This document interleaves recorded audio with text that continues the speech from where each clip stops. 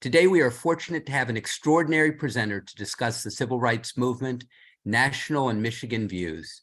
This session offers educators greater depth of knowledge about how the civil rights movement came into existence, how it empowered its participants, and what major historical and cultural achievements occurred because of this movement, many of which were pivotal to the progress of Michigan and our nation. This is the fifth topic in a series that the department is offering associated with a comprehensive teaching of U.S. and world history. As educators, we have the responsibility to teach the full breadth of history, including about difficult and challenging subjects such as race, racism, sexism, and xenophobia. As searing as some of our history is, we have a responsibility to teach it all to our children. This broad effort will help you as educators learn more about historical movements, events, and peoples that are part of the complex, diverse history of our country and world, and by extension, help you explore the same comprehensive history with your students. We are grateful for our presenter today, Professor Victor Okafor, Department Head in Africology and African American Studies at Eastern Michigan University. Author of 5 books, Professor Okafor has also contributed chapters to several anthologies and published a variety of scholarly articles in such journals as the Western Journal of Black Studies, the Journal of Black Studies, and the Africa Update. This webinar series will focus on how the civil rights movement of the 1950s and 1960s sought to break down racial barriers to equal opportunity, desegregate society, and eliminate negative implications of racial distinctions. I'd like to thank Dr. Okafor for sharing his expertise and assisting in the growth of knowledge and understanding among our Michigan educators. I'd also like to thank the supporting education organizations whose partnership in an era of attempts to narrow curriculum and encourage subject and book banning is inspiring in and of itself. I'd like to thank the Teaching Comprehensive History webinar series team for its continued efforts in organizing spaces for us to meet and learn. And finally, I'd like to thank you, our attendees, for joining us on this teaching and learning journey. Thank you for all your courage, interest, and conviction. Thank you, Dr. Rice. Good afternoon, and thank you all for joining us. My name is Scott Koenig, and I am a social studies consultant for the Michigan Department of Education. We're thrilled to have all of you in attendance as we continue the Comprehensive History webinar series. Before I introduce today's presenter, I want to share a few housekeeping announcements. Participants' video, audio, and chat features have been turned off. Questions for our presenter may be added using the Q&A feature, and questions will be addressed toward the end of this event if time permits. If we run out of time, we will follow up Q&A through email. We will provide supporting links using the chat feature for you to access resources that support today's presentation. Also, if you would like sketches for attending today, please be sure to sign in on the sketches link that will be provided on several occasions in the chat throughout this presentation. You can adjust your speaker view options anytime by selecting the view button at the top right of the Zoom window. Towards the end of today's presentation, a linked survey will be presented to you at the close of this webinar. Please provide us with your feedback. Closed captioning and an American Sign Language interpreter have been provided. If closed captioning isn't automatically visible, select the Show Subtitle option. Your interpreter for today is Ms. Candace Barrier. Today, we welcome Dr. Okafor. Professor Okafor is head of the Department of Africology and African American Studies at Eastern Michigan University. He is the author of 5 books, has contributed chapters to several anthologies, and published a variety of scholarly articles in such referee journals. Dr. Okafor's writing have also appeared in national magazines and newspapers. In addition, he has presented papers at dozens of professional conferences, conventions, and meetings of student groups, as well as other groups. Teaching both offline and online, his overall teaching experience embraces courses on or related to the history of Black studies, theories, methods, and methodologies in Black studies, Black politics and public policy, African civilization, multiculturalism, Afrocentricity or Afrocentrism, And as a consultant on multicultural diversity issues, Dr. Okafor serves as an expert court witness on cases related to African cultural questions and issues. For more than 2 decades, he has also served as a language interpreter on legal, corporate, medical, and other matters requiring an English translation of the Igbo language. Before joining Eastern Michigan University in 1995, Dr. Okafor previously served as Director of African American Studies and Assistant Professor at North Carolina State University. It is an honor to have you here with us today, Dr. Okafor.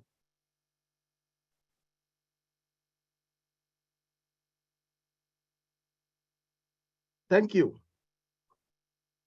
Good afternoon to all of you, and welcome to this first edition of what I have designed as a 3-part presentation on the civil rights movement in the United States from the 1950s to the 1960s. Today's first part of this presentation is entitled The Catalysts. I'm sorry about the technical glitch, and again, welcome to this first edition of what I have designed as a 3-part presentation on the civil rights movement in the United States from the 1950s to the 1960s. Today's first edition is entitled The Catalysts. The African-American experience lies at the heart of the major sociocultural and historical transformations that have driven U.S. race relations for all the centuries of existence as a constitutional republic. As a critical component of that experience, the civil rights movement of the 50s and the 60s sought to break down racial barriers to equal opportunity. It sought to gain full citizenship rights for Americans of African descent. Integrationist in thrust, it sought to racially desegregate society and to eliminate negative implications of racial distinctions. And in its evolution, it gave rise to a significant number of African-American leaders and civil society organizations.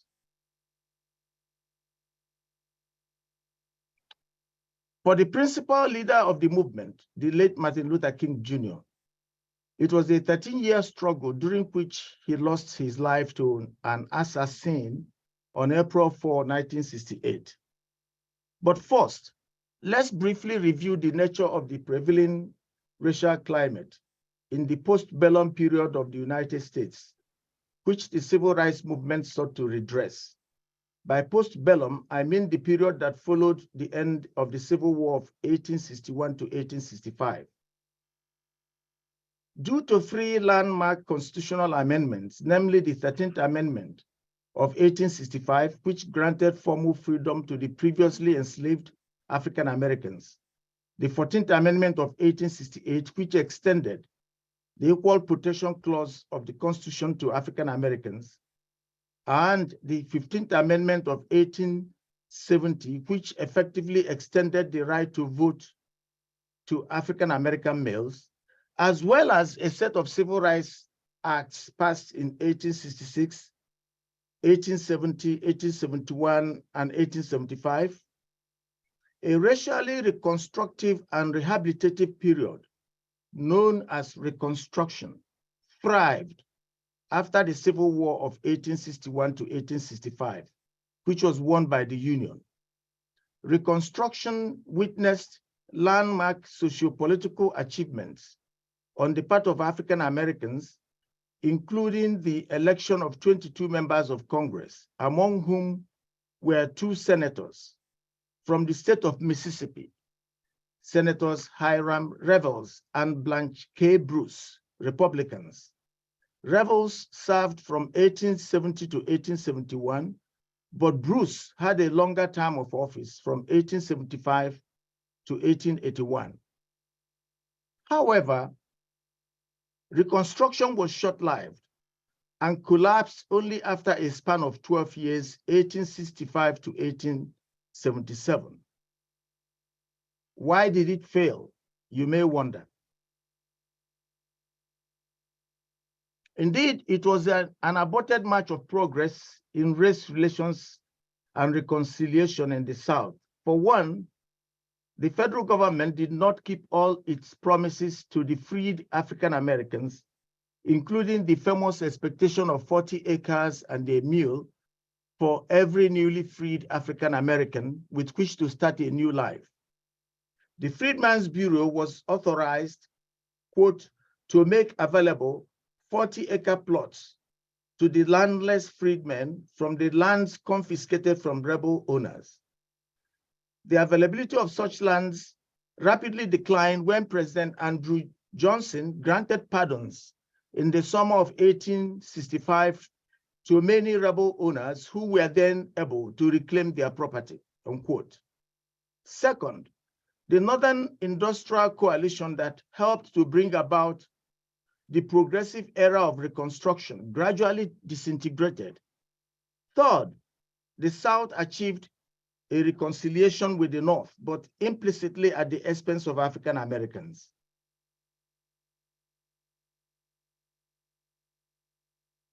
There was a backlash by white supremacists against the progress that African Americans recorded during Reconstruction.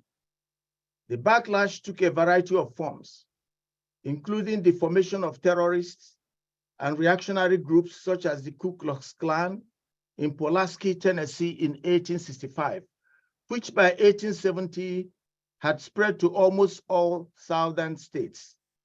Using all kinds of means, legal and illegal, such reactionary groups made it clear that their goal was to dismantle Reconstruction, which in their view had placed the South in danger of becoming a black-ruled region. But their dream remained unfulfilled as long as Union soldiers stayed put in the South. They had been kept there since the end of the war to help secure the peace. Their presence helped to make it possible for African Americans in general to go about their lawful businesses with relative tranquility.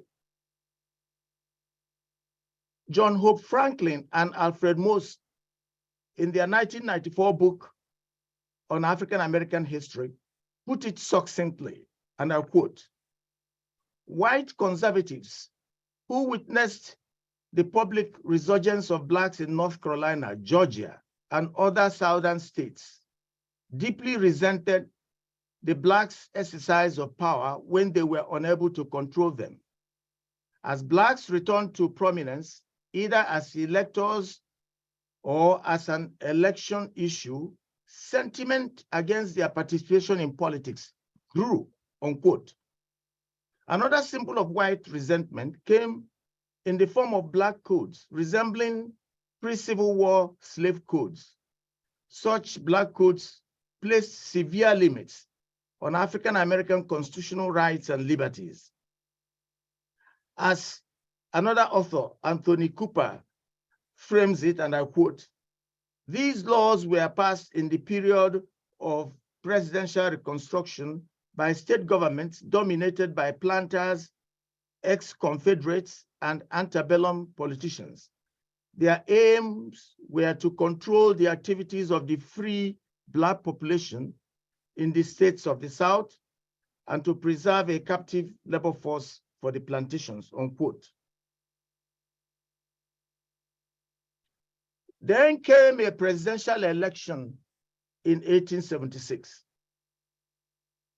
It was in the midst of the preceding toxic social environment that a presidential election came on in 1876. You see, when the Civil War ended, most African Americans sided with the Republican Party, which led the Union government.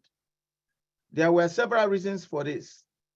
First, it was the party of Abraham Lincoln, the president of the Union, who successfully prosecuted the Civil War of 1861 to 1865 that led to freedom for enslaved African Americans who had been in bondage for 246 years, 1619 to 1865. Recall that it was in the middle of that Civil War that President Abraham Lincoln issued the Emancipation Proclamation, which took effect as from January 1, 1863, although it was applicable to only the states that were in rebellion against the Union.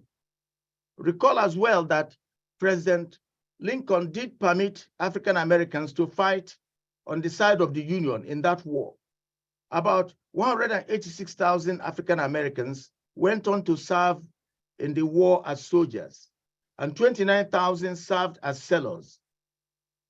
They displayed great valor and gallantry, for they ultimately earned 17 Congressional Medals of Honor. The Civil War ended on April 9, 1865, when General Robert E. Lee surrendered to General Ulysses S. Grant.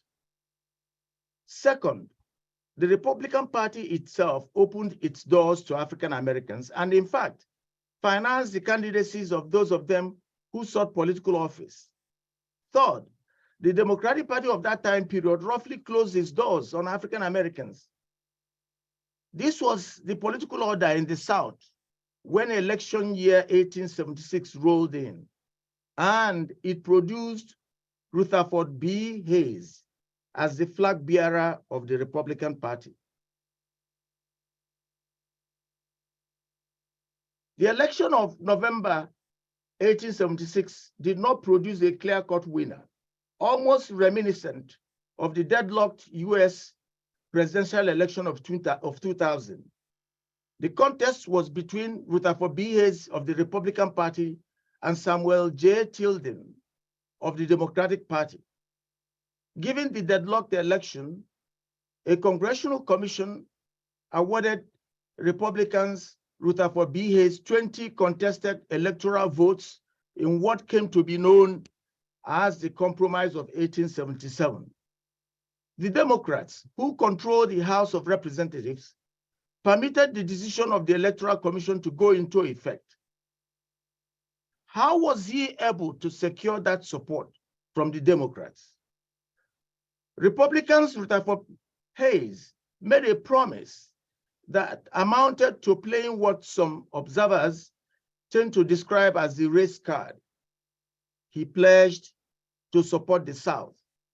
If you support me to become president of the United States, I would withdraw federal soldiers from the region. In making this promise, Hayes was implicitly pandering to the elements of Southern white politics that resented the presence of federal soldiers and saw it as an impediment to their desire to terminate Reconstruction. In the end, as we have seen, Hayes received the support he needed in order to become president, and upon taking office in 1877, he made good his promise by pulling federal soldiers out of the South. African Americans protested to no avail. Hayes' action resulted in the fractionalization of the Republican Party into a lily white camp and a black and tan wing.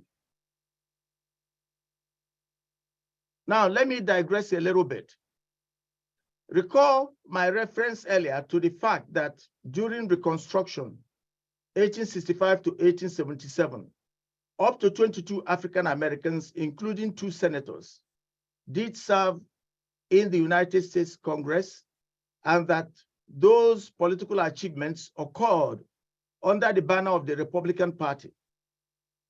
Given the political coalitions and alignments of the contemporary United States, some of you might have been surprised to hear that there was a time in the political history of the United States when the Republican Party was the party of choice for most African Americans.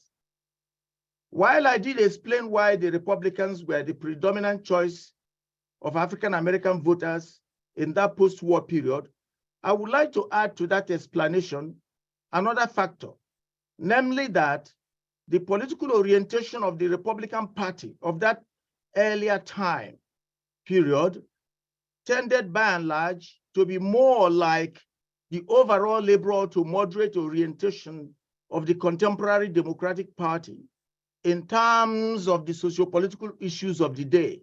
That is, the political interests of African Americans tended to be in alignment with the overall political visioning of the post-war Republican Party.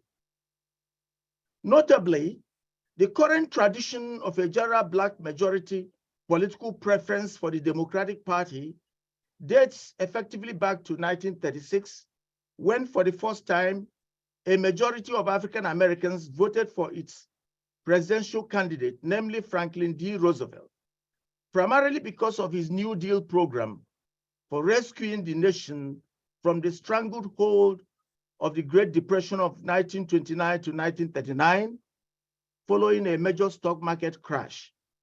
So that election of 1936 could be described as a political realignment presidential electoral victory.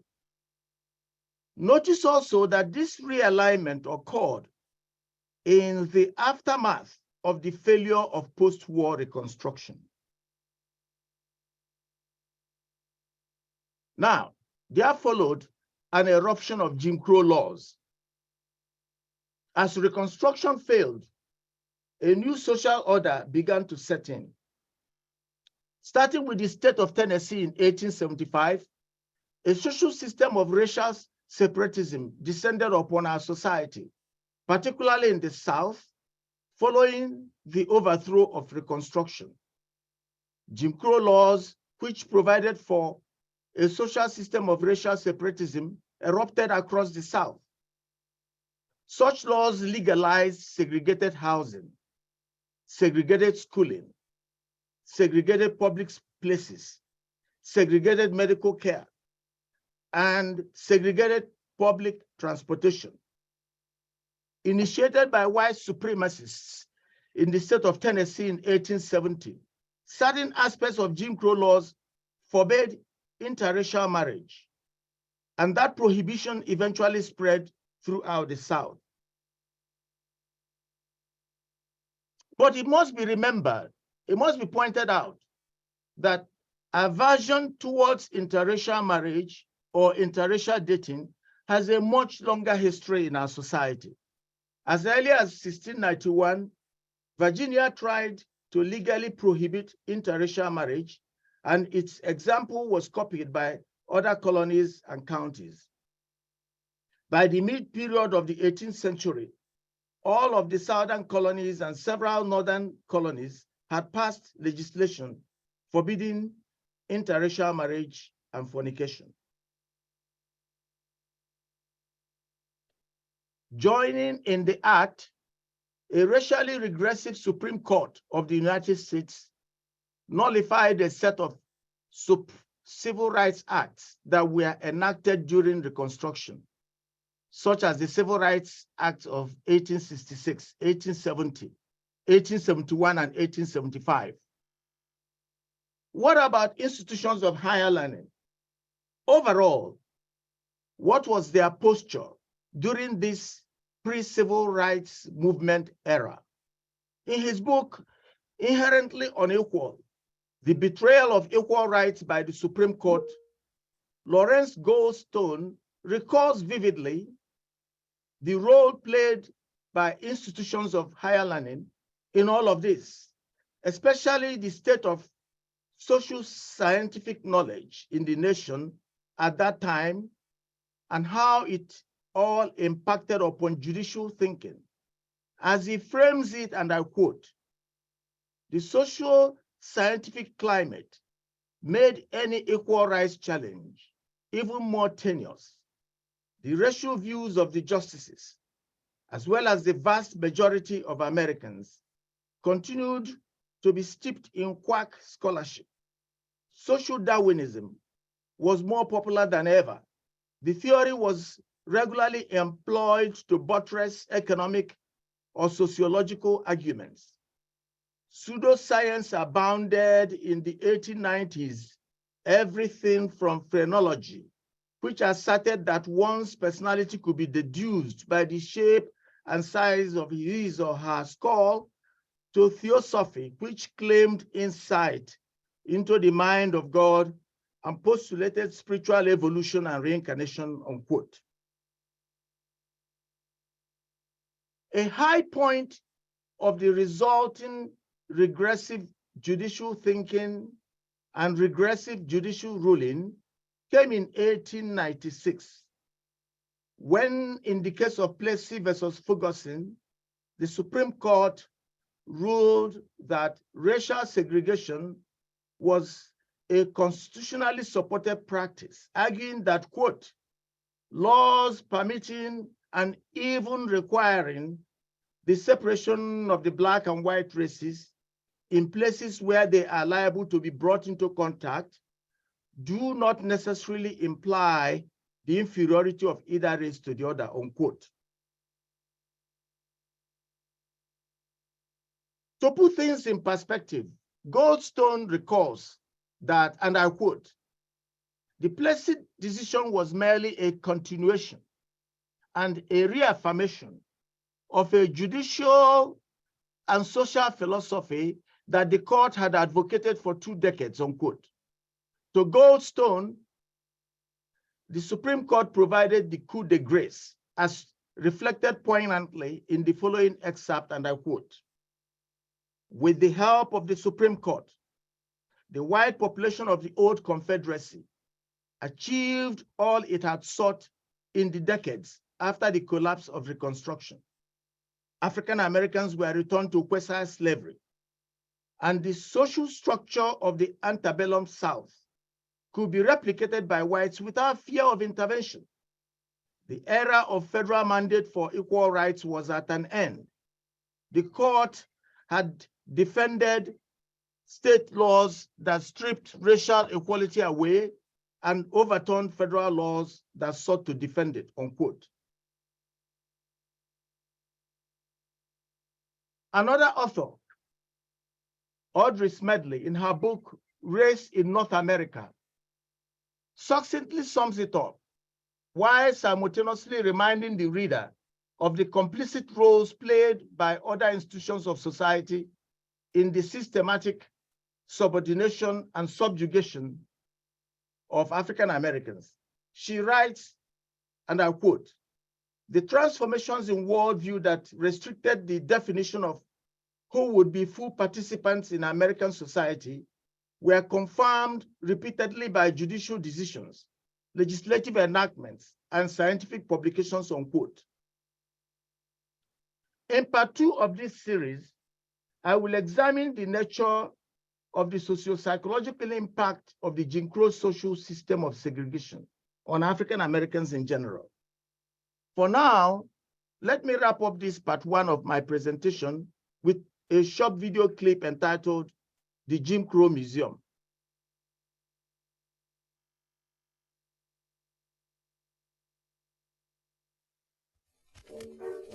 Ask yourself the question, if you grow up and growing up you see literally thousands of examples in cartoons, in movies, in books, and in real life of blacks being the victims of pain and the victims of aggression and also the perpetuators, what seeds does that plant?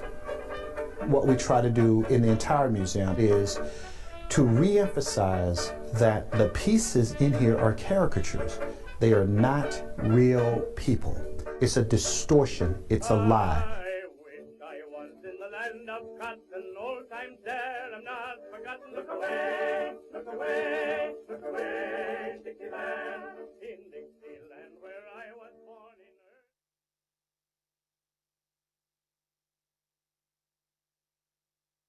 earth. Many people who come to the Jim Crow Museum have little or no knowledge of Jim Crow. So we began the experience inside the museum with a display about Jim Crow, the character, and then we move into Jim Crow when it becomes a synonym for racial segregation.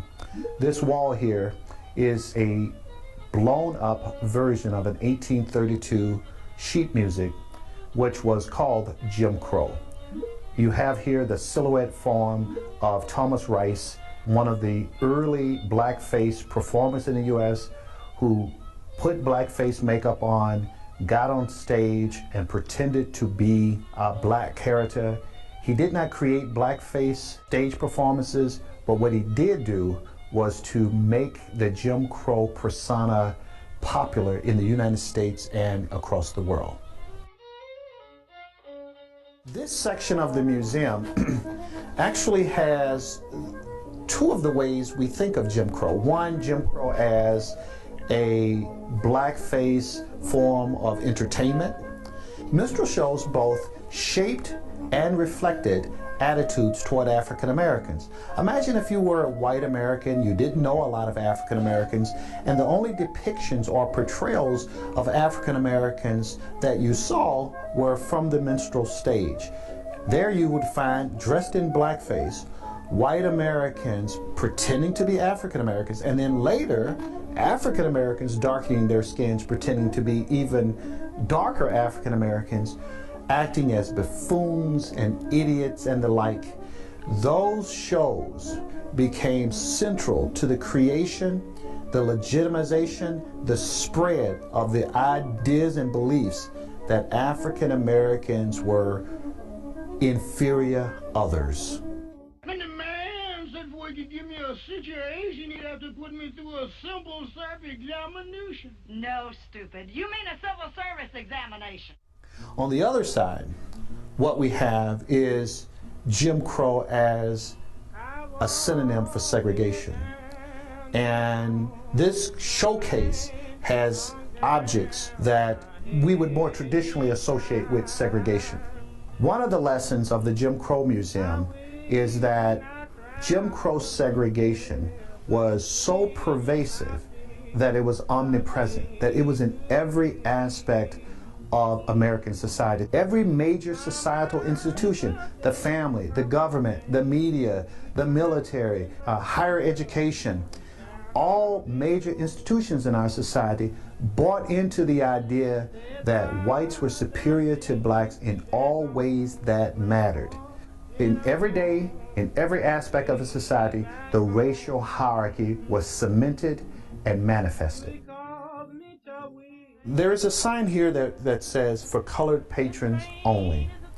This shows the value of an object as a teaching tool.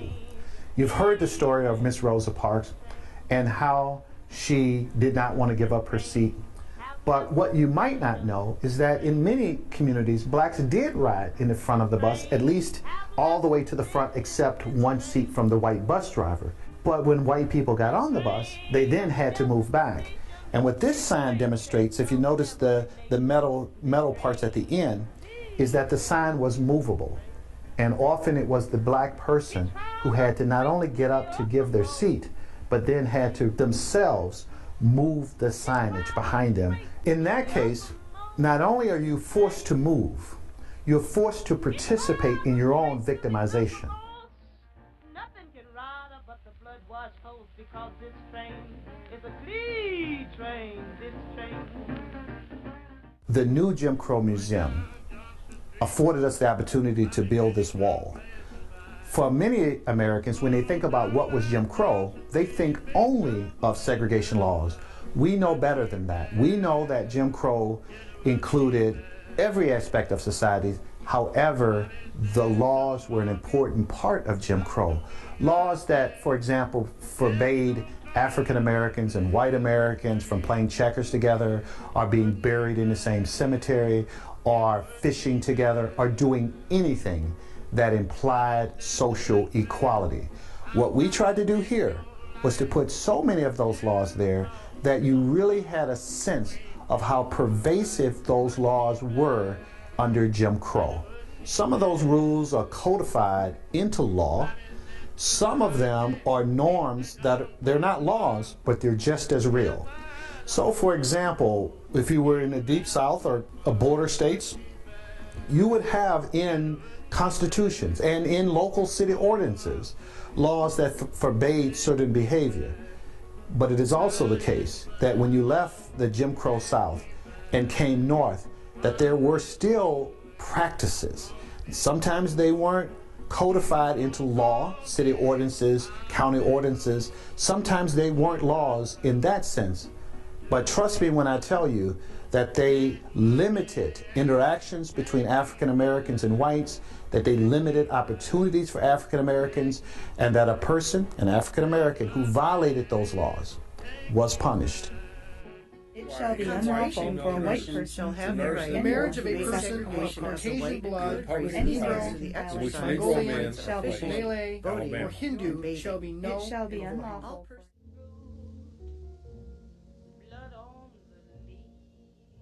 Jim Crow could not have existed without violence, real violence and the threat of violence.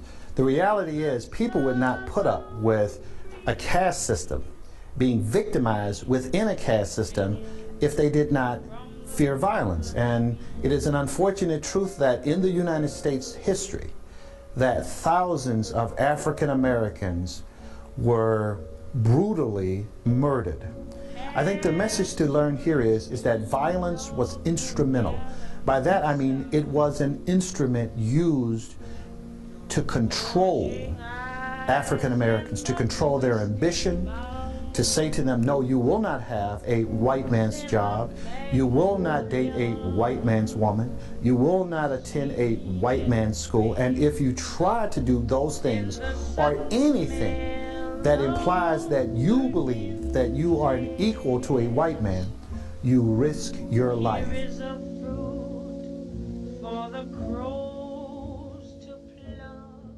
If I had my druthers, I would have scant, if any, space devoted to the Ku Klux Klan.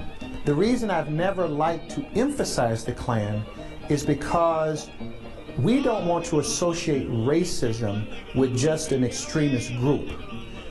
The fact, though, is we've always had to have some Klan material because you cannot tell the story of America's race history or race relations in America's history without talking about the Klan.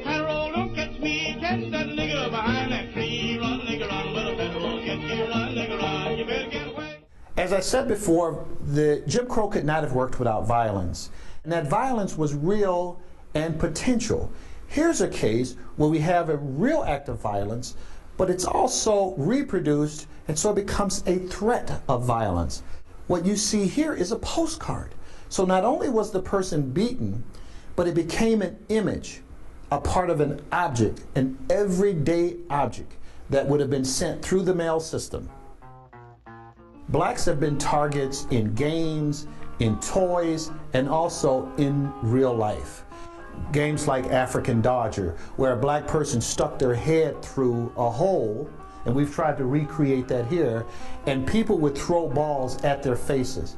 That brutality was replaced, some would say, by a less brutal form, meaning to use not real black people, but wooden blacks and plastic blacks and paper blacks. But of course, symbolically, the idea is still there, that blacks don't experience pain in the same way that whites do, that it's fun to throw at black people, that it is normative to punish them, and that the punishment of them can be public and can be fun for the punisher.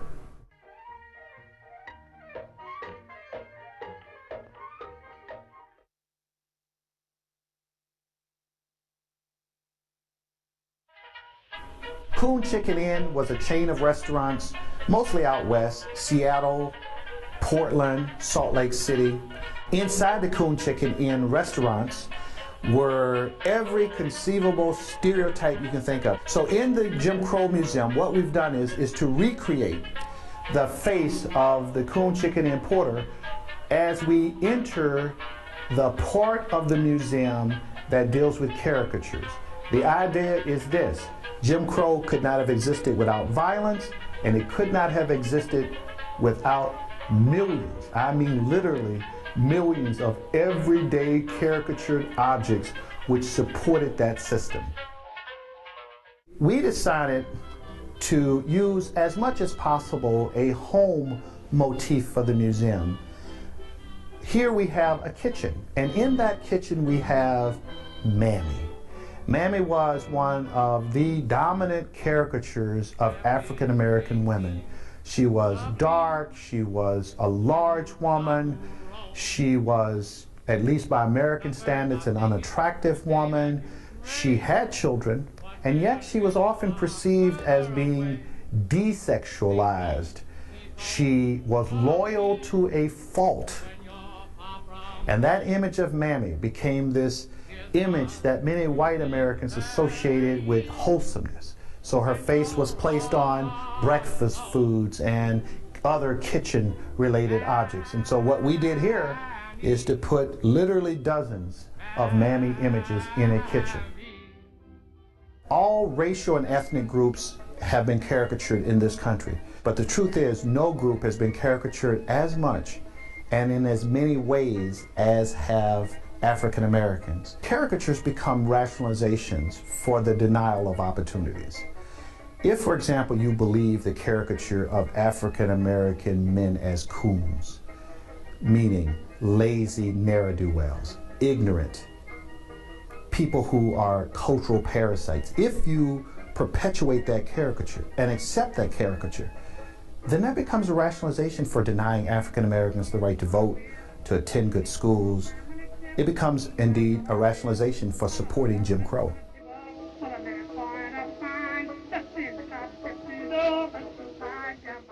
Toys and games are an especially pernicious way to spread racist ideas.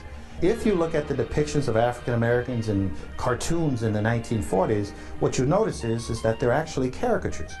And as caricatures, they become techniques to use against African Americans who are pursuing what was then called social equality. The same thing is true with toys and games, except there's an added dimension there. In other words, in toys and games, African Americans are portrayed as coons and toms and sambos and pickaninnies, but they're often portrayed as victims, targets, as we saw before, also toys to be made to dance that the user can manipulate, that the user can abuse in some way, as some of the toys and games in the museum demonstrate.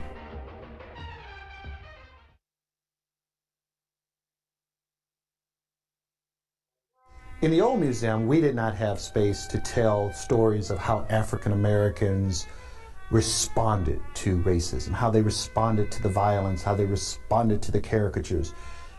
We are blessed in the new space to have some room to talk, for example, about how African American artists deconstruct racism, how they sort of use their art as a critique of racism. One of my favorite pieces is the piece No More by John Lockhart, because unlike the way Mammy was portrayed in movies and on some material objects, on his piece, he has a strong Mammy. She's not content with her position in life. She's not loyal. She is a woman who wants her rights.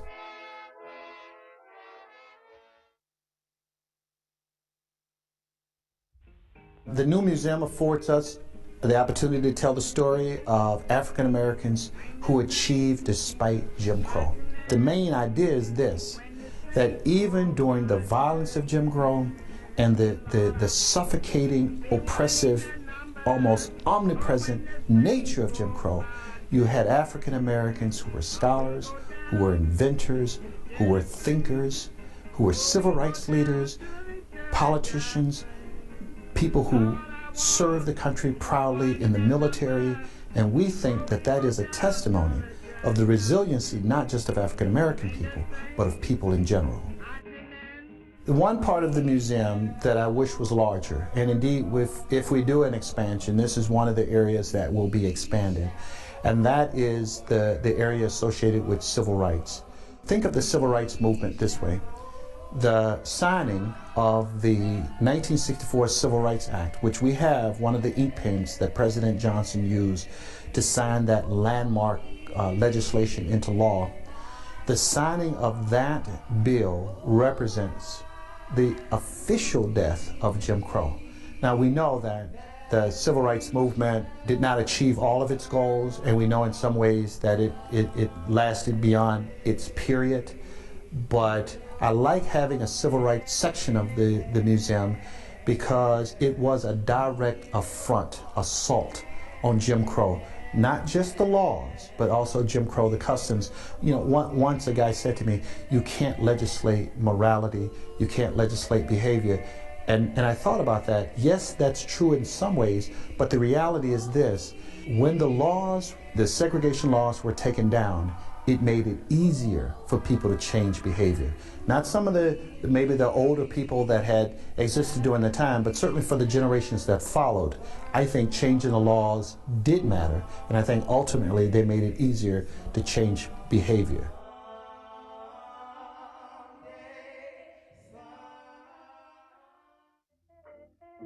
When people go through the museum, they first see all the history of who was Jim Crow, what was Jim Crow, and then they see the role of violence and how violence served as an underpinning of Jim Crow. And then they see also the role that caricature objects played in both reflecting and shaping Jim Crow. And it leaves a really bad taste in your mouth. And then they get to the section on African American achievement. They get to the section on African American artists who use their art to deconstruct racism. And then they see the civil rights movement, which represented the death of Jim Crow. And then they feel good, and it's this feel-good story. But the story didn't end there. The reality is, even though America is more democratic and more egalitarian than it has ever been, race still matters in the U.S. All the images that you would have seen in the early part of the museum are still being produced. They are reproduced on modern objects like mouse pads. Sometimes they're reproduced to fool customers, so they're pretend antique, fake antiques. Some of them are just reproduced as cheap versions of the old objects because there is still a market for those ideas. The truth is this: the struggle against racism in general continues, and against racist imagery in particular continues. The Jim Crow Museum could probably outfit an entire section just on objects that defame President Obama. By defame, I don't just mean objects that disagree with his positions and policies. Certainly, any fair-minded, thoughtful thinking person can disagree with any politicians, including President Obama's policies. I'm speaking of objects that defame him racially, that portray him as a monkey, a savage, a cannibal, a Tom. In other words, objects that treat him the same way African Americans were portrayed during the Jim Crow period. If we do our work correctly, it means that a visitor to the museum doesn't hear us talk the entire time. Instead, we give them enough of the information about the museum, and then we create, in a deliberate, intentional way, a conversation among the people in the party. So, you look at an object and you are asked the question, what is it you see? What else is it you see? Why do you say that? Why do you believe what it is you're saying? And people listen. So one person looking at Aunt Jemima sees vestiges of slavery and segregation. Someone else sees, in a real way, a kind of nostalgic recreation of their childhood. The purpose is not to tell one that they're right and the other that they're wrong, although I have an opinion. The purpose is to have them engaged in dialogue. Again, we're at an institution. We believe in the triumph of dialogue, and we start with the visual thinking strategies of, what is it you see?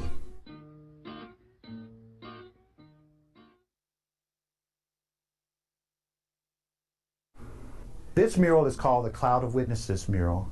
It is one of the things that we simply had to have in the museum because it honors the lives of some of the people that were killed during the civil rights movement. And if you notice, the names are written because we don't want people to forget their names. We don't want people to forget that they paid the ultimate price.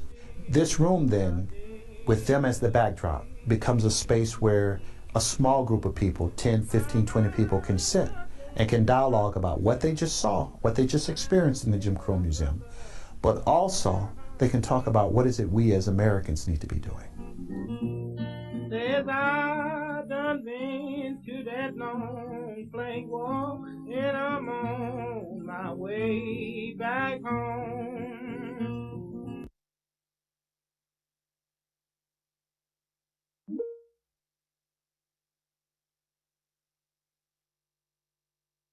Oh, thank you very much for watching.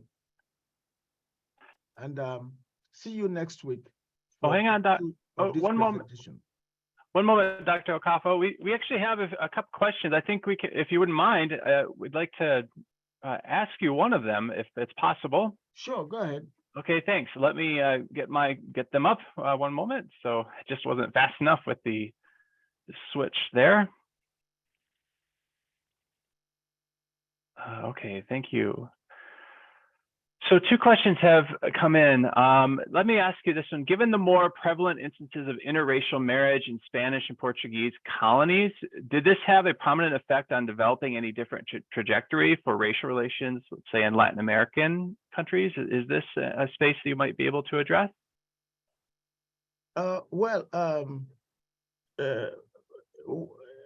The sort of racial categories that have been constructed over there in what you call Latin America are not the same as what has manifested itself in the United States, where we have the one drop rule. That is, if you have any drop of black blood in you, you're considered black. In the Caribbean and in South America, they have wider classifications.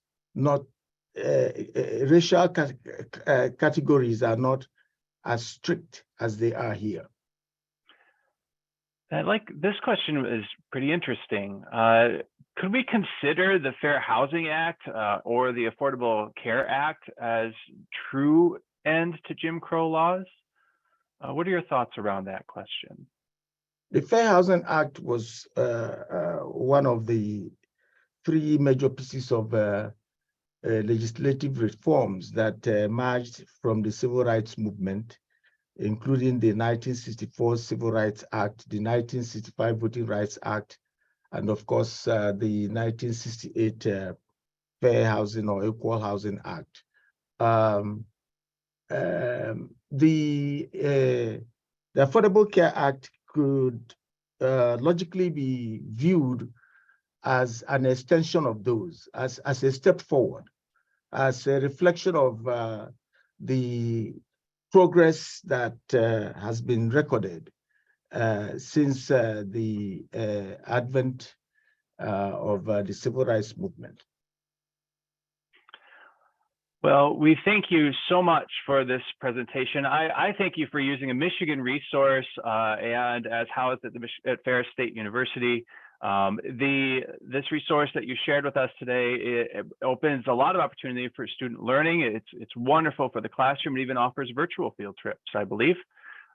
So thank you for sharing that and connecting that with your presentation today and history with us. Your work is so important, and we need this more than ever right now to teach comprehensive history within our classrooms, Dr. Okafor. So we really appreciate your time and sharing with us today. This three-part webinar series entitled Civil Rights Movement, National and Michigan Views continues on February 15th and the 22nd from 4 to 5 p.m. Please note that each webinar will present new content. We encourage educators to register for each date to participate in future webinars by visiting the registration page as linked in the chat box. We invite you to register for these events if you have not already. Thank you all for joining us today. Please make sure to complete the survey for this event as it will be emailed to you when you exit and at the close of the webinar, and that you have signed up for your sketch requests utilizing the links in the chat box. Once again, thank you all for attending and have a great rest of today.